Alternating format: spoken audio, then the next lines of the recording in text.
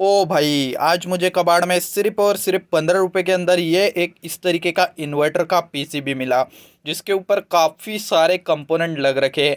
वैसे अगर ये पीसीबी चालू निकल जाता है तो अच्छी बात है, या फिर इसने वर्क नहीं किया, ये ख़राब निकला, तो भी इसके ऊपर हमारे काम के काफ़ी सारे कंपोनेंट है। तो और उसके साथ साथ यहाँ पे इसमें काफ़ी सारी वायरें भी लग रखी है। तो वायरें तो वैसे इसके ऊपर लिख रखी है कि कौन सी वायर किस चीज़ की है, जिससे हमें इजीली पता चलेगा और हम इसको टेस्ट करेंगे। तो हम क्या करेंगे, पहले तो इसको पावर देंगे, उसके बाद इसके ऊपर टेस्टर लगा के देखेंगे। अगर टेस्टर चल जाता है तो फिर हम इसके ऊपर 10 वाट का जो टंगस्टन वाला एडिशन बल्ब आता है उसको जलाएंगे। एलईडी वलीडी नहीं जलाएंगे, क्योंकि इसके ऊपर सीधा ट्यूबलाइट जलती है, मतलब वो जो छोटे साइज की ट्यूबलाइट्स आती है वो जलाने के काम ये वाला पीसीबी आता है। तो इसके ऊपर हम जो है ये वाला 220 वोल्ट एसी के ऊपर चलने वाला बल्ब जलाएंगे। और ये जो किट है इसको हम यहाँ पे 12 वोल्ट की पावर नहीं दे सकते, क्योंकि ये 12 वोल्ट का होता ही नहीं है। ये जो किट है ये सिर्फ और सिर्फ 6 वोल्ट का होता है, मतलब वो जो 6 वोल्ट की बैटरी आती है ना उसके ऊपर ये चलता है। लेकिन हमारे पास तो 6 वोल्ट की बैटरी नहीं है। लेकिन हमें यहाँ पे टेंशन लेने की कोई ज़रूरत नहीं है, क्योंकि ये जो किट है इस तरीके का कोई किट मैंने पहले भी चला के देखा है। तो वो जो किट है 4.2 वोल्ट की जो हमारी बैटरी होती है उसके ऊपर काफ़ी अच्छे से चल जाता है, क्योंकि उसमें भी काफ़ी ज़्यादा एम्पियर होते हैं।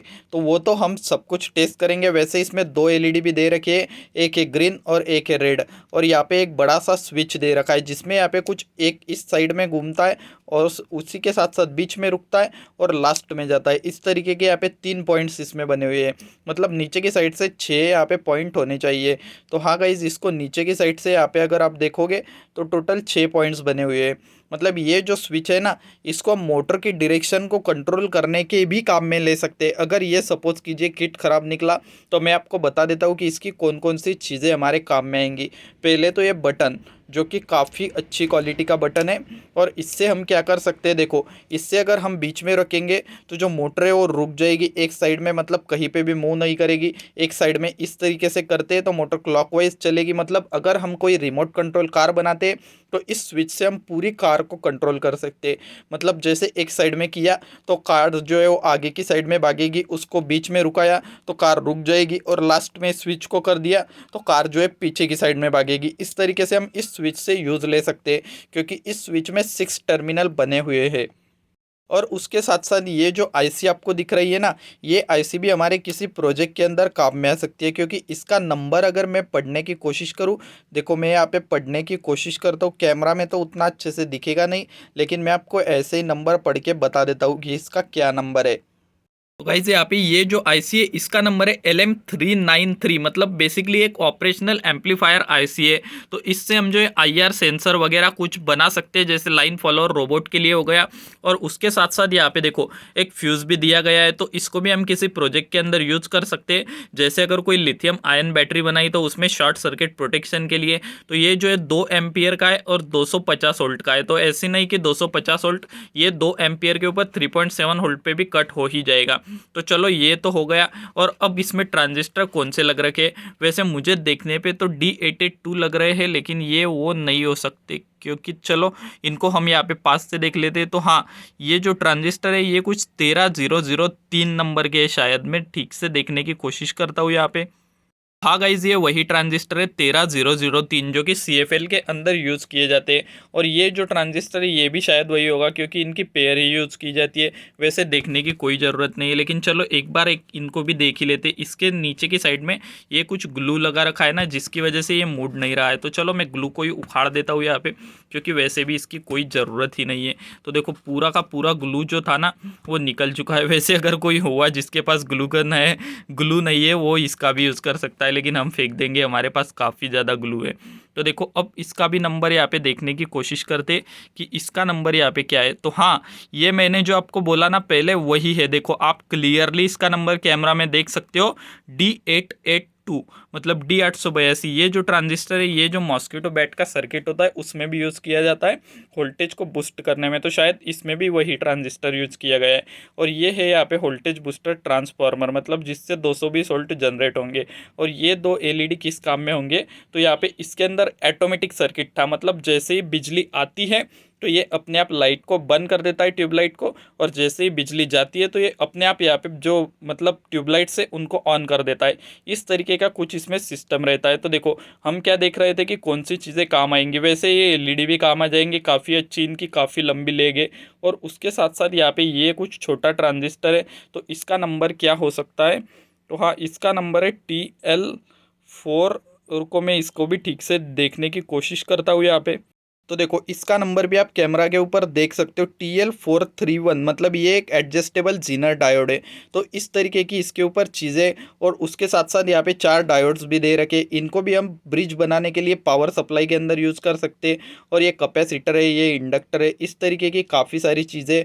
और ये जो यहाँ पे एक रेजिस्टर है ना, मैं आपको दिखाने की कोशिश करता हूँ। देखो ये जो ग्लू पड़ा हुआ, तो ये जो एक रेजिस्टर है ना, इसको शायद से अगर ये कुछ 5-10 ओम का हुआ तो इसको हम जो है सोल्डरिंग आयन बनाने में भी यूज़ में कर सकते हैं, क्योंकि ये काफ़ी ज़्यादा हीट होता है। और ये यहाँ पे 2 छोटू छोटू वायरें मुझे दिख रही है।